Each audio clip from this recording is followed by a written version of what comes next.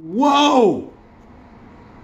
How are you? My name is Nick Digilio. Thank you for checking out my YouTube channel. Hopefully you're checking me out on Patreon. You can give a little dough there. That'd be great.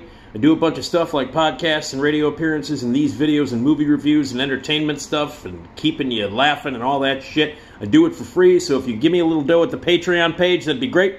There's some bonus videos available there. There will be more bonus stuff available coming soon. So give your money there if you can. That'd be awesome. Patreon.com/NickDShow. Patreon.com/NickDShow. Thank you. Check me out. I got 2 podcasts going at RadioMisfits.com, the Radio Misfits Podcast Network. They're also available everywhere that you get your podcasts, all the platforms, your Spotifys, your Amazons, your Apples, all of that shit. The Nick D Podcast every Tuesday and Friday. That's an entertainment, pop culture podcast where I do interviews. My partner and I, Esmeralda Leon, talk about a lot of fun stuff, review the new movies, talk TV, talk music, talk wrestling. It's a lot like my old radio show on that stupid-ass radio station that still exists but shouldn't. And you can check that out. Also, I do a podcast dedicated entirely to Saturday Night Live. I have 48 seasons of knowledge right up here in this empty noggin of mine, and I share it with everybody. We have guests sometimes, we do, sometimes we don't. Everything is dedicated to Saturday Night Live. It's called That Show Hasn't Been Funny in Years, an SNL podcast. If you are an SNL fan and you're not subscribing to this podcast, there is something seriously wrong with you, and you should subscribe right now. That Show Hasn't Been Funny in Years. New episodes every Wednesday. Also at RadioMisfits.com, where you can find my other podcasts. You can hear me on Fridays on the Steve Cochran Morning Show, the best morning drive show in Chicago, without question, and nothing even comes close. You can hear me on Fridays on that show at WLS AM 890, where I am the film critic. So you can hear me reviewing movies and hanging out with everybody at the Steve Cochran Show, Fridays on WLS AM 890. You can also check me out at Flashback Weekend Horror Convention, which is coming up in just a couple of weeks. We're only a couple of weeks away, August 4th through the 6th, Hyatt Regency O'Hare. It is the best weekend of the year. If you're a horror film fan, you need to come to this. Say hi to me. I'll be running around. I'm one of the. I help out. I produce stuff. I introduce stuff. I do Q&As. I moderate stuff. I am hosting my podcast live from the stage at Flashback Weekend on Saturday, August 5th at 12:30 p.m. Live on stage, me, Esmeralda, you being a part of a live podcast recording. And we are going to be talking with the audience and giving out prizes and doing trivia and all kinds of great stuff. There will be special surprise horror celebrity guests on stage with us, including a celebrity guest who is from Berwyn. Anyway, come and check us out live, 12:30 in the afternoon, August 5th at the Hyatt Regency O'Hare as part of Flashback Weekend's horror convention. Flashbackweekend.com. Get your tickets now. Flashbackweekend.com. Be a part of the whole weekend. It's going to be fantastic with a Scream reunion and a John Carpenter's Christine reunion, a concert by Alan Howarth and Joe Bob Briggs and Sven Gulli on the same stage, and a whole bunch of other really cool celebrities and horror guests. And it's going to be amazing. It always is. But Saturday, August 5th, 12:30 on the screen, on the stage. Me, Esmeralda, you on the podcast. Special guests. The Nick D Podcast live at Flashback Weekend, Saturday, August 5th, 12:30. Flashbackweekend.com. Get your tickets. There you go. Today is July 15th, 2023. What the fuck is happening with the time frame continuum? I don't know what that means. By the way, I got my windows open. I only have a window unit as far as, I live in an old-ass apartment, and so I got a window unit in my bedroom. I'm not in my bedroom. I don't have this in my bedroom. But I'm not in my bedroom. So you'll hear a lot of, traffic, because I live right on a main street near an expressway right by an L. So you'll hear a lot of noise because I got my windows open because it's 163 degrees outside. So I have the windows going for a nice cross breeze. It's actually not uncomfortable in my apartment. But you will hear traffic and sirens and people and all kinds of stuff. So I apologize. I'm actually not doing the show here, this video from the street, but it sounds like it. So you might be distracted by people going, what the fuck? And cars smashing into each stuff. And I live right by a viaduct, by a bridge here, and a lot of trucks, and I'm not making this up, tuna can and rip their trailers off while going under this viaduct. And I'm not kidding. It happens monthly. I'm not exaggerating. I've lived in this apartment for 12 years almost? 12 years? Yeah, about 12 years. And I'm not kidding when I say at least 100 trucks have T-boned and fucking tuna canned underneath this viaduct. So you might hear that. Anyway, hi. Today is, as I mentioned, it's July 15th, 2023. You know what that means? It's the 25th anniversary. No. 25th? 35th anniversary. 35th anniversary. It's the 35th anniversary of Die Hard. Yeah, man, Die Hard. You know, the original Die Hard? Man, oh man. So it's the 35th anniversary of Die Hard. Came out July 15th, 1988. changed the face of American action movies. Absolutely changed it. And no one expected it to. Everybody loves Die Hard. It spawned 3 sequels, right? 3. Yeah, because there was Die Hard, there was Die Hard 2, there was Die Hard with a Vengeance, Live Free or Die Hard, and A Good Day to Die Hard. That's right. So it was Die Hard 2, Die Hard 3 with a Vengeance, Live Free or Die Hard, or A Good Day to Die Hard. Okay, so there have been 5 of these goddamn movies. Nobody expected that. You have to understand. So, obviously, Die Hard is considered by millions to be the quintessential American action movie. It was the first that set up a storyline and a premise and cliches that would become present in every big action movie that would come after it. Now, if you weren't around 35 years ago when Die Hard came out, I don't think you understand the impact that this movie had. And I don't think you understand quite how out of nowhere this movie came and took over and has become legendary. And in the 35 years that Die Hard has come out, there have been a lot of imitators to the throne and a lot of American action movies that completely cover the cliches and the beats of the original Die Hard, but really don't ever capture it quite as well. Now, I'm going to say this, and I don't give a fuck what people say. This is the best one of the series. I still think Die Hard 2 is better than Die Hard. Motherfucking Rennie Harlan directed it, one of the greatest and most underrated and underpraised movie directors of all time. Die Hard 2 is better than Die Hard. I'm not going to get into that right now. I don't want to argue that, on the anniversary of the original Die Hard, which is a great film, an absolutely great film. Legendary and historic and imitated over and over and over and over and over again, so I'm not going to get into it. But I'm telling you right now, and this is a fact, it's not an opinion, Die Hard 2 is better than Die Hard. It is. You'll have to live with that. You will. You'll have to live with it. It'll be okay. It'll be fine. You'll realize that you're wrong if you think Die Hard is better than Die Hard 2. You will at some point. You'll wake up and go, holy fuck, yes, Nick is right. Die Hard 2 is in fact better than Die Hard.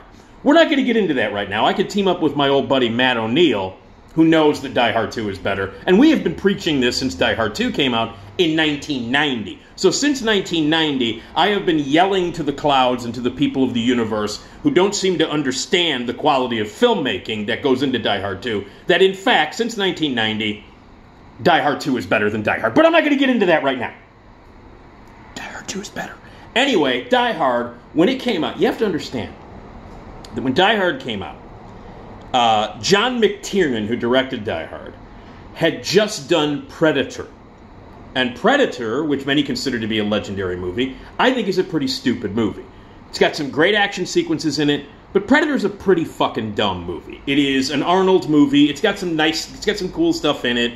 It's got some classic lines, but it is, at that point, it was the cliched Arnold kills somebody, has a funny line, why don't you go stick it up your ass, or whatever. I don't even remember. But Predator came out, and there was cool stuff in it. Now, it was fine. And McTiernan had done a movie with Pierce Brosnan. I think it was Pierce Brosnan. It's called Nomads or some shit. So John McTiernan was not like your big action guy director. He would go on to make more, including he did Die Hard 3 with a Vengeance. And he did like Last Action Hero, which almost ended, well, it didn't end Schwarzenegger. Well, nothing was going to end Schwarzenegger's career. But it was one of the biggest bombs in Schwarzenegger's life. So at that time, John McTiernan, nobody really knew who he was. Predator was not the classic that it is considered now. It was fine. It was another stupid fucking Arnold movie. Because every other week in the 80s, a dumbass Arnold movie would come out. Where he would, like, shoot somebody and go, I put bullet in you, ha ha, and do that kind of, hey, lighthead, like Running Man, where every 15 seconds there's a goddamn, wacky line wisecrack from fucking Arnold. So at that time, McTiernan was not, considered the action god that he is now because of Die Hard. And you also have to understand that when Die Hard came out, nobody really knew what the book that it's based on. Nobody really read the book. And at that time, when Die Hard came out, Bruce Willis was just that smart-ass dickwad who was in Moonlighting. He'd made a couple of movies. He did Blind Date, which did not do well, although I think it's a funny movie. Blake Edwards' Blind Date with Kim Basinger. And he'd done a couple of other movies here and there. But he was the dickhead, smart-ass, smarmy fucking dickwad from Moonlighting, okay? And you heard all the behind-the-scenes stories, him and Sybil Shepherd fighting, and he was just smarmy-ass dickwad from Moonlighting. So you've got this movie based on a book that nobody knows. The trailer for it was terrible. The trailer for Die Hard was terrible. And it was like an action movie with the asshole from Moonlighting? Get out of here with that shit. And I was one of those people. I dismissed it immediately. I'm like, fuck that guy from Moonlighting who screwed up a good Blake Edwards movie. Get out of here. He's going to be an action movie. This guy's going to be blowing stuff up. He thinks he's Arnold. Get out of here. You know, because at that time, Arnold and Stallone, those were your two big action movies. Not like a relatively skinny smartass from a TV show on ABC. That's not you don't want that in the 80s. You know, he wasn't buff. You know, he was known as romantic comedy smartass dickwad from Moonlighting. And suddenly he's thrust into this big action movie. All the odds were against this movie when it came out. Nobody knew the book. Nobody gave a fuck about Bruce Willis. Alan Rickman, nobody knew who Alan Rickman was. You know why? Because Alan Rickman's first movie was Die Hard, if you can believe that. Knocking it out of the park as Hans Gruber in your first fucking movie? Amazing. So nobody really knew it. The premise had not been done a million times, and it's not an action movie staple. At that time, it wasn't. Your action movie staples were Stallone and Arnold running around shooting people and making funny remarks. And the bigger the explosions, the better. So anyway, they advertised this movie as kind of like an action movie. Oh, God, it's going to be blah, blah, blah. And I remember just thinking, get out. And I dismissed it immediately. So the movie opens up on July 15th, 1988, 35 years ago today. Now, I've been a film critic for all of those years. I started being a professional film critic in 1985. So I had been a film critic, professional film critic, reviewing for freelance stuff and writing and on WGN at that time for 3 years. So I was invited to screenings. I was going to press screenings like I do now. I get to see movies a few weeks before the public does in order for me to review them on my podcast and on WLS and on these videos and so on and so forth. And I've been doing that for years with newspapers and with periodicals and on WGN. So I was invited to the first press screening of Die Hard. Now, if you were watching this video and you were part of the Chicago movie critic scene in 1988, then you remember the screening for Die Hard. For those of you who were not, it's pretty legendary because not only did 20th Century Fox have a huge hurdle to get over in the fact that it was a product that nobody had ever heard of, it looked really stupid, the trailer was bad, and your lead, again, was the smarmy dickwad from Moonlighting. I went in with like the lowest expectations possible. And then 20th Century Fox did not help that out at all because the screening that they held for us, critics, I would say a couple of weeks before it opened, so probably the beginning of July of 1988. Okay, one, the movie was not ready. So what we saw was a rough cut. And this was the screening that we reviewed the movie from. So 20th Century Fox, in all their infinite wisdom back in 1988, thought it would be good to have all of the Chicago press, all of the Chicago film critics, all of us, see this movie that wasn't done yet.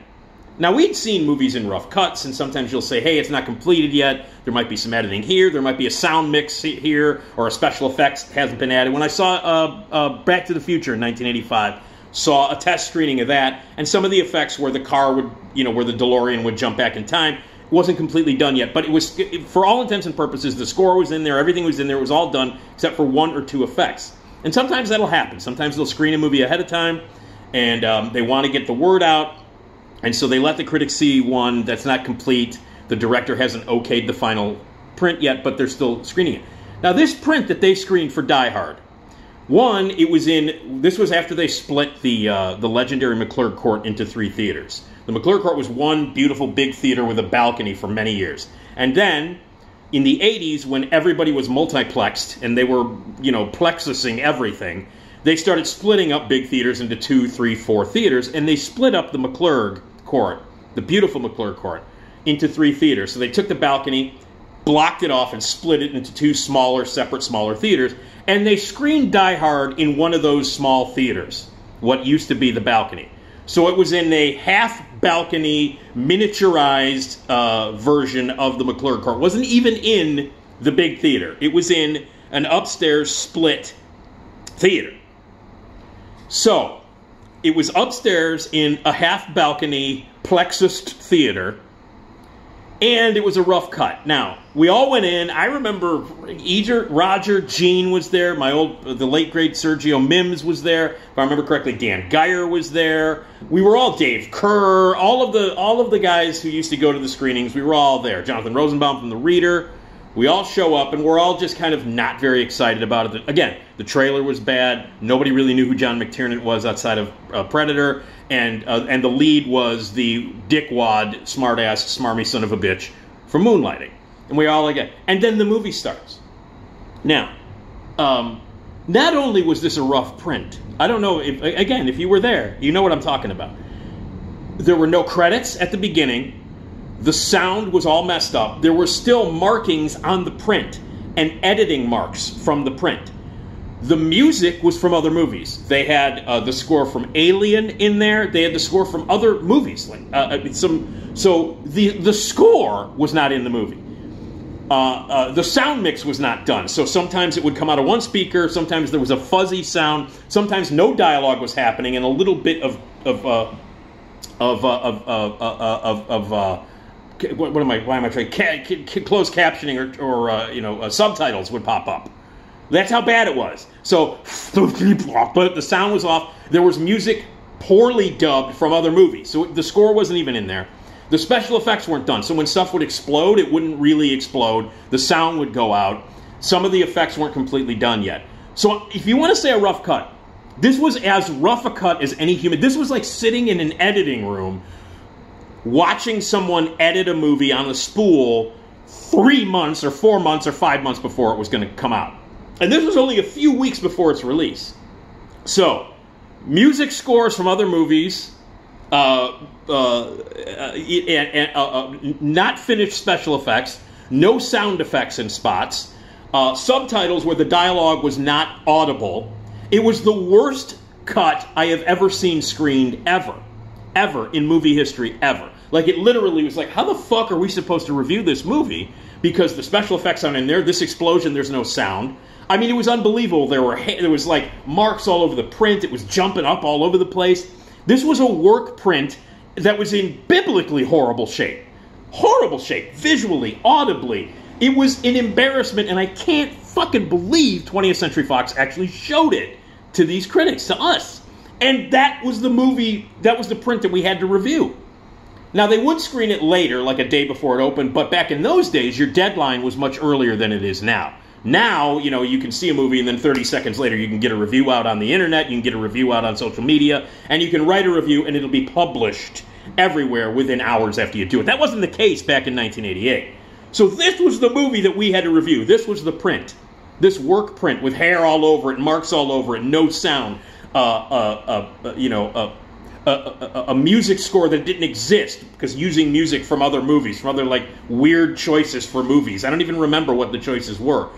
Ghostbusters may have been used in there, but whatever it is. So this was horrible. And I'll tell you what, even in those conditions, this horrible work print with no sound, the special effects weren't done, it was fucking great. That's a testament to how good this fucking movie is. That's a testament to how good Die Hard is. That horrible test print that had no business being screened for anybody who wasn't an editor or working on the movie, let alone film critics who were going to review it, still impressed the shit out of everybody that was in that shitty little half a theater. So we were in the shitty half a McClurg court watching a work print that nobody in the public should ever have seen, with the worst possible conditions and sound and visuals and everything that you could possibly imagine. And it still kicked ass. It still was amazing. When it was over, I was like, holy fuck, I can't wait to see this thing in a non-shitty work print in a big theater in 70mm. And in fact, on opening day, I did do that. And I saw it several more times. It was one of the most surprising movies ever made. It made Bruce Willis a movie star at that point. He became an action star. Now he's considered an action star. Like when you think Bruce Willis, you think, oh my God, he's done so many genre and big special effects and blockbuster and action movies. He's an action star. Not then. He was the dickwad from Moonlighting. Then he became an action star. McTiernan became a huge action director who would go on to do a ton more movies, including Last Action Hero and many more, and the second sequel to Die Hard. So it became legendary. Not only that, but it became the most imitated American action movie of all time, still to this day. Whenever you make an action movie that has, because, you know, this was the story, was a guy, underdog, he's a regular guy he's like a normal guy in very unnormal circumstances. He is just a regular dude thrust into extraordinary circumstances where he's got to buck up and become a hero and save a bunch of people from terrorists or bad guys or huge, horrible things. He's a little guy in a big situation, and that formula became huge after Die Hard. Normal guy, you know, ordinary guy, extraordinary situations, stuff explodes, little guy, doesn't want to be a hero at all, doesn't even want to be there, you know. That was the whole point of the movie, was this John McClane, fuck, I wasn't even supposed to be here, I'm not supposed to be here, why am I here? Now I've got to save, you know, thousands of people, and I'm just a little fucking smart-ass guy. That formula repeated over and over and over again, to the point where, like, you had everything was Die Hard, Anna, or Inna. Like, every action movie that came out after that for years. And to this day, people would take Die Hard as part of it. Like, for instance, like Air Force One, Die Hard on a plane. Cliffhanger, Die Hard on a mountain. What else do we got here? Under Siege, Die Hard on a boat. Sudden Death, Die Hard in a hockey game. Or in an arena. Passenger 57, Die Hard on an airplane. Speed, Die Hard on a bus. Toy Soldiers, Die Hard at a prep school. River Wild, Die Hard on the river with Meryl Streep. Home Alone, Die Hard at home with the little kiddie version of Die Hard, which it was. White House Down, Olympus Has Fallen, all of these other movies that still get made today. It's Die Hard on this, Die Hard in that, Die Hard in that. That shit never existed before. Die Hard changed the game. And it became the quintessential definition of an American action movie, and John McClane became the definitive American action hero. Little guy doesn't want to be there, suddenly has to be big hero. People identified with it. People loved it. People loved the fact that John McClane was this guy that didn't even want to be there, and he had to become a hero. And Bruce Willis is fucking great in the first Die Hard and the second Die Hard, where that formula, little guy becomes big hero, among huge, giant, blockbuster explosions and action set pieces.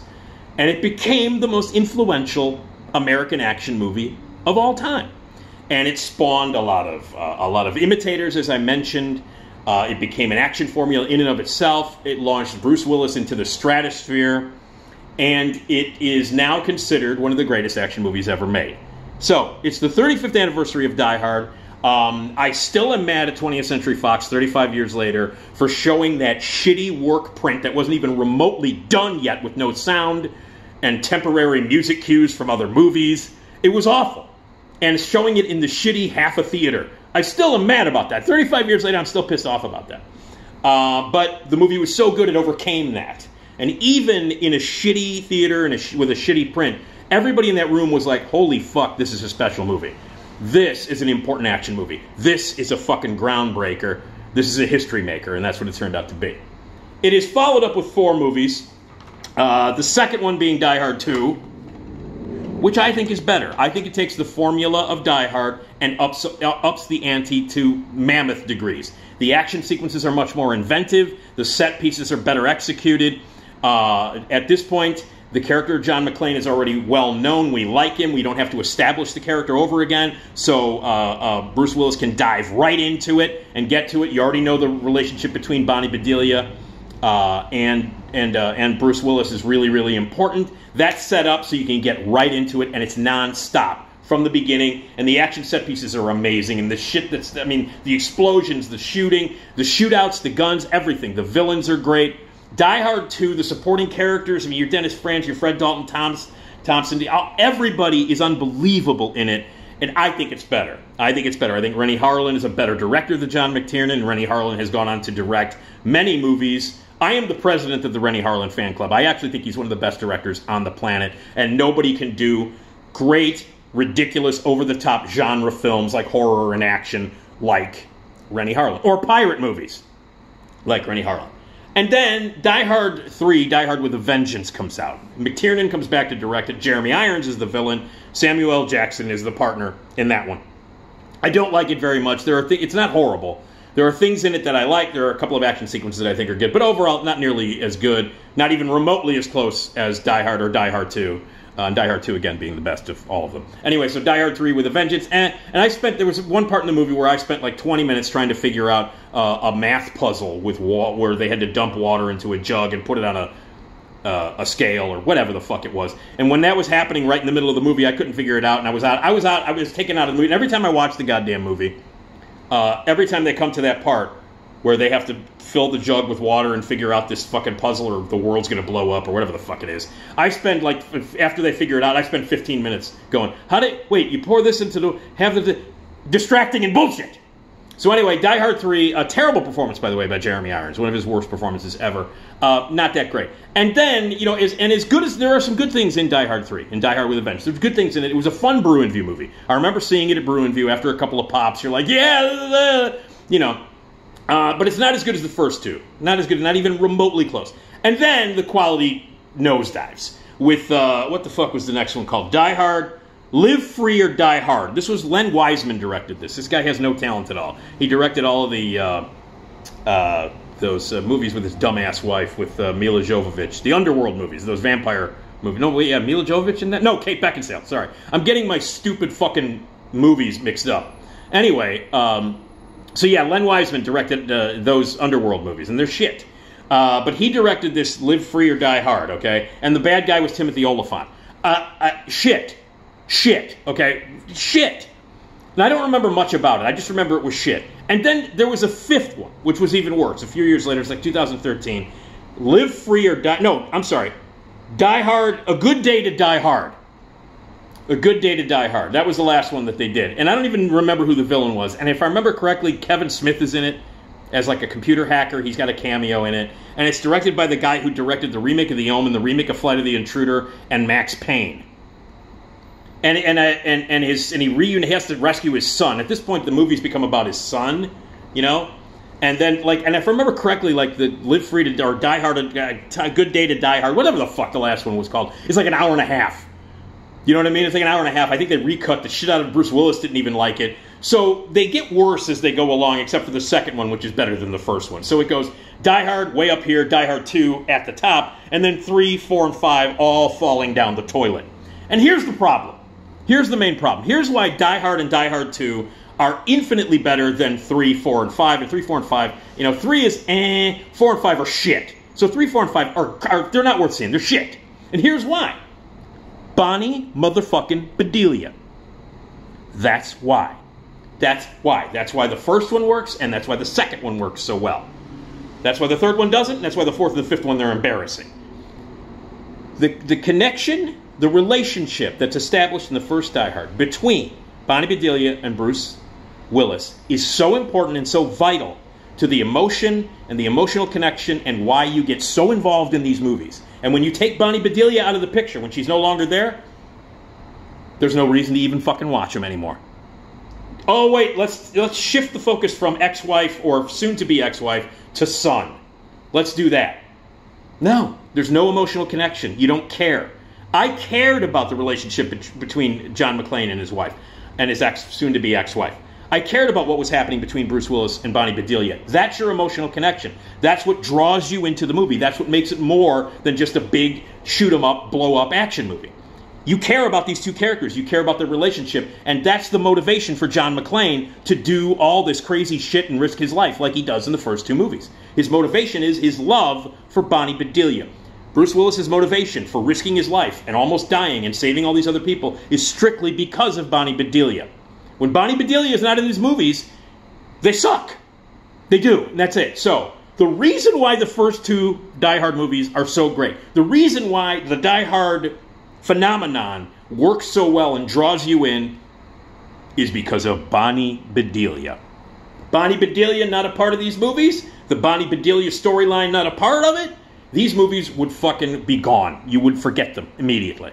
And that's the main problem with the third one, the fourth one, and the fifth. Well, there are a lot of problems with those three movies. But the main problem is you don't give a fuck. You don't give a fuck because Bonnie Bedelia is not in it. The key to making a good Die Hard movie, the key to making a Die Hard movie that really resonates, that really means something, that's really great, is Bonnie motherfucking Bedelia. When she's not in the Die Hard movie, they're not good. That's how it goes. So, well, anyway, I will never forget seeing it for the first time in the shitty theater with the shitty work print. I will never forget seeing it again A couple of weeks later, when it opened at the theater, a bunch of times in the theater with all my friends, I'll never forget my friends and my reaction to the fact that fucking dickwad smarmy son of a bitch from Moonlighting was terrific.